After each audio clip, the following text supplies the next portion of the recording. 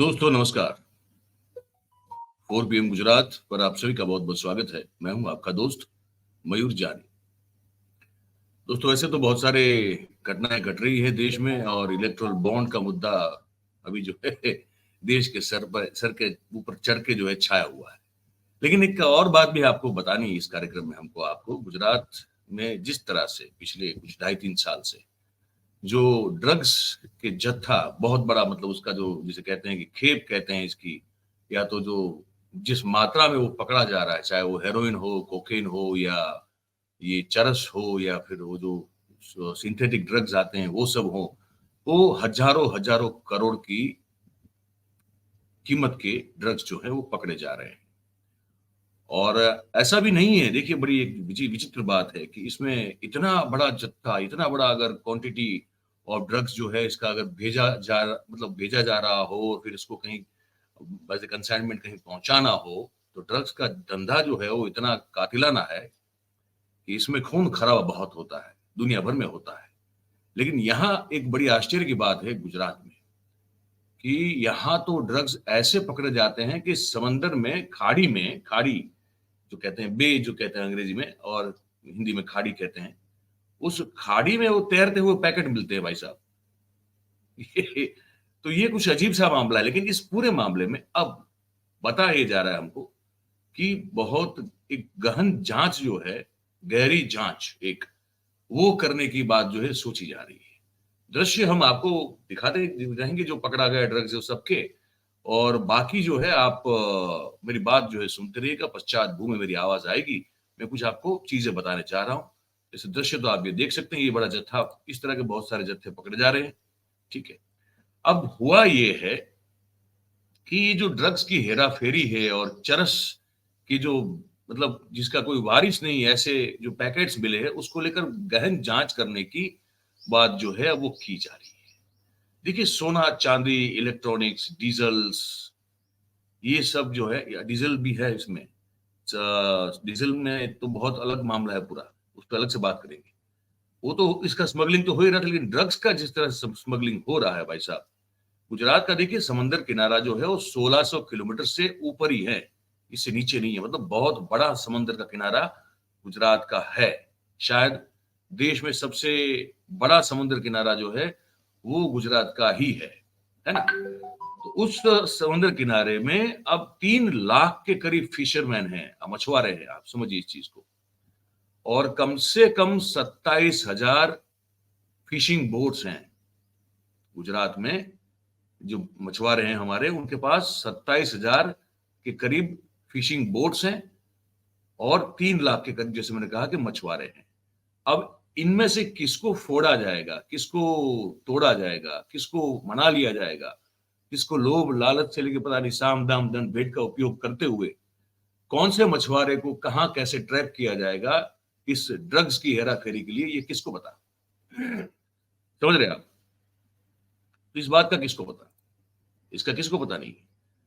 अब इसमें कैसे जो है एक सर्वेलेंस का एक वो बनाया जाए, जाल बुना जाए, ताकि अगर कहीं से भी कोई भी जो है ड्रग्स अगर इनका उपयोग करके लाना चाहता है गुजरात में, तो उसकी जानकारी तुरंत मिले।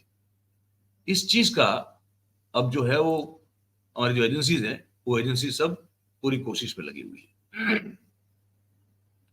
बात ये हो रही है अभी कि ये 6-7 साल से बताया जा रहा है कि सिलसिला शुरू हुआ है कि गुजरात के मछुआरों को ही जो है वो इंटरनेशनल जो वाटर्स होते हैं, तो वहां पे ही उनको कहीं ना कहीं समझा बुझा के ललचा के कुछ भी करके उनके जरिए ड्रग्स के घुसपैठ जो है वो करवाई जा रही है। ठीक है, अब ये मामला हजारों अरबों रुपए का है, ये हजारों करोड़ या तो अरबों रुपए का मामला है पूरा कुल मिला के। ठीक है, अब इसमें जब माछीमारी की सीजन होती है ना भाई साहब, जब मछुआरे फिशिंग की सीजन में जब जाते हैं, तो उसमें सिर्फ गुजरात के मछुआरे नहीं होते हैं। गुजरात के उपरांत महाराष्ट्र के, आंध्र प्रदेश के मछुआरे अ, और टंडेल जो होते हैं, जो कप्तान होते हैं, वो भी समुद्र में जाते हैं गुजरात से सटे हुए समुद्र में। ठीक है, और बताया ये भी जा रहा है कि जहां जिस प्रदेश में समंदर सीमा है ही नहीं, मतलब समंदर ही नहीं है, जैसे कि उत्तर प्रदेश है। अब वहां उन उत्तर प्रदेश का समंदर से क्या लेना देना। लेकिन ऐसे इलाकों से भी कुछ लोग जो है फिशिंग की सीजन में, गुजरात में ये जब माछीमारी की फिशिंग की सीजन होती है तो उसमें वो आ जाते हैं, और या तो उनको बुलाया जाता है। अब उन लोगों का क्या काम, ये समझ में नहीं आ रहा है। गुजरात में छोटे मोटे कुल मिला के 50 पोर्ट हैं, बंदर हैं 50। और सवाल ये उठ रहा है कि जो बाहर के राज्य के मछुआरे हैं उनको क्यों बुलाया गया, उनको क्यों लाया गया, और उनका क्या उपयोग हुआ या उनको क्या सहूलियत दी गई, ये बहुत बड़ा सवाल अभी उठ रहा है। ठीक है, बताया ये जा रहा है, जो एजेंसी के सूत्र हैं वो ये बता रहे हैं कि ये इंटरेस्टिंग चीज है, सुनिएगा जरा इसको ध्यान से, कि जो स्मगलिंग हो रही है ड्रग की, जो इसकी कार्टेल होती है ना, ड्रग कार्टेल जो होती है, वो ऐसे लोगों को, ऐसे मछुआरों को या ऐसे फिशिंग कम्युनिटी जो है उनमें से वो चुनते हैं, वो उसका रेकी भी करवाते हैं, वो जानकारी पाते हैं, पता उनको पता चलता है कि किसको कितनी जरूरत है, उस हिसाब से उसको खरीदने का या तो कैसे भी करके मनाने का काम किया जा रहा है, और इस पर कैसे पहुंचा जाए। तो ये बहुत बड़ा मामला है, क्योंकि बहुत सारी चीजें ऐसी जिसका भेद अब तक खुला नहीं है। पहला मामला मेरे लिख के रखा है मैंने, हमारा जो ये कच्छ है, कच्छ में वो जो गांधीधाम है, कंडला और गांधीधाम, कंडला बहुत बड़ा बंदर है, तो कंडला और गांधीधाम में एक जो इसके करीब जो है एक मीठी रोहर नाम की एक खाड़ी है ना।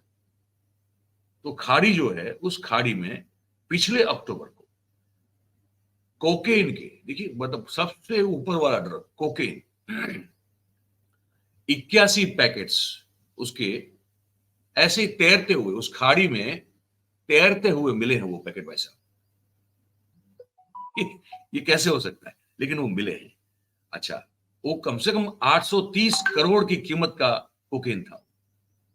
830 करोड़ रुपया, आप यकीन करें, आप क्या सोच सकते हैं कि पानी में वैसे ही तैर रहा है, और कोई इसका मालिक नहीं है। तैरते हुए कोकेन के पैकेट्स 830 करोड़ की कीमत के आसपास के, वो पिछले अक्टूबर महीने में हमारी पुलिस को मिले। वो कैसे हो सकता है। तो ये जो मामला है, वो किसने भेजा, कहां, वो क्यों वहां तैर रहा था, है ना, उसका भेद 5-6 महीने हो गए। अब तक वो जो है ना, उसका कोई कोई निष्कर्ष नहीं है। वो जांच कहां पहुंची है वो भी कोई नहीं जानता है। कि 830 करोड़ के 81 पैकेट कोकेन के खाड़ी में तैर रहे हैं, कैसे भेजे, किसने भेजा, क्यों भेजा, वहां क्यों तैर रहे थे, किसने वो जानकारी दी कि वहां ये पैकेट्स जो है उस खाड़ी में, खाड़ी तो बहुत बड़ी होती है, तो वहां पे उस कौन से इलाके में वो पैकेट्स तैर रहे हैं, ये सब जानकारी किसने दी, उसको किसने दी, ये सब चीजें, मतलब किसी बारे में कुछ पता नहीं है। दूसरा मामला, गुजरात के समंदर का उपयोग जो है वो डीजल के स्मगलिंग को लेकर भी बहुत बड़े पैमाने पर होता है। ये मैंने नोट करके रखा हुआ है आपके लिए, तो इंफॉर्मेशन मैंने कुछ जो है निकाल के रखी है। होता क्या है कि डीजल का दाम यहाँ और बाहर जो है, अब जो ये जो खाड़ी देश है, ये जो ये अरेबियन कंट्रीज हैं, मिडिल ईस्ट जिसको कहते हैं, वो वहां तो पेट्रोल डीजल बहुत सस्ता है। तो क्या होता है कि जब इंटरनेशनल वाटर्स में चले जाते हैं हमारे मछुआरे, तो वहां वो डीजल का स्मगलिंग होता है। वो लोग सस्ते में डीजल खरीद के आते हैं, और फिर कुछ बार्टर भी होता है। तो क्या बार्टर होता है, वो भी एक समझने वाली बात है। और क्यों इसको जो है, जो कि स्मगलिंग बेरोक टोक हो रही है, उसको अच्छा प्रशासन को पता भी है, ये कोस्ट गार्ड को भी पता है, ये सबको पता है, लेकिन इसको रोका नहीं जा रहा है। इसको क्यों रोका नहीं जा रहा है, क्योंकि डीजल लाएंगे तो साथ में और भी बहुत कुछ ला सकते हैं। डीजल खरीदने के सस्ता, बहुत बड़ा फर्क है हमारे डीजल के दाम में और ये खाड़ी देशों के डीजल के दाम में। तो ऑब्वियसली बहुत सस्ता डीजल मिलेगा, वो खुद भी इस्तेमाल करेंगे, वापस जब वापस समंदर से जो है वापस आएंगे हमारे मछुआरे, तो यहाँ आके बेचेंगे भी उसको, उसकी कालाबाजारी करेंगे, ये भी होने वाला है। तो और भी तो कुछ चीजें आ सकती है डीजल के साथ साथ। ठीक है, एक एसोसिएशन है इनका, मछुआरों के एसोसिएशन, उनके प्रेसिडेंट है तुलसी भाई। उनका तो ये कहना है कि हमने तो बार-बार जो इसको लेकर जो है वो लिखित रूप से बात रखी है हमारी सरकार के समक्ष, एजेंसीज के समक्ष, लेकिन इस पर कोई एक्शन लिया नहीं जा रहा है। वो क्यों नहीं लिया जा रहा है? तो एक तरफ ये चर्चा भी चल रही है, ये जो ड्रग्स की खेप लगती है ये पूरी, वो एक पूरी तरह से सुनियोजित नेटवर्क का हिस्सा है। और जो दिखाया जाता है, जो पकड़ा जाने वाला ड्रग्स जो है, वो तो कहते हैं कि मतलब कि हिमशिला का सिर्फ एक छोटा-सा हिस्सा है जो ऊपर दिखता है। बाकी बहुत कुछ है, जिसके बारे में हमको पता नहीं चलता है। ठीक है। तो ये सब चीज़ें हैं जो बड़ी महत्वपूर्ण हैं। अब बताया जा रहा है, हमारे जो सूत्र हैं वो ये कह रहे हैं कि इस पर अब सेंट्रल लेवल से बहुत एक गहरी जाँच, सघन जाँच, मतलब कि ऐसी-वैसी नहीं, तो ये जो है बड़ा ये मामला कैसे भी करके रोकना चाहिए। इस पर अब जो है वो बताया जा रहा है कि कुछ प्लानिंग हो रहा है जाँच का। तो अगर हो रहा है तो बहुत अच्छी बात है, क्योंकि जैसे ड्रग्स आ सकता है, अगर ऐसे भाई साहब हथियार भी आ सकते हैं, या आते होंगे क्या पता, शायद पकड़े नहीं जा रहे हैं।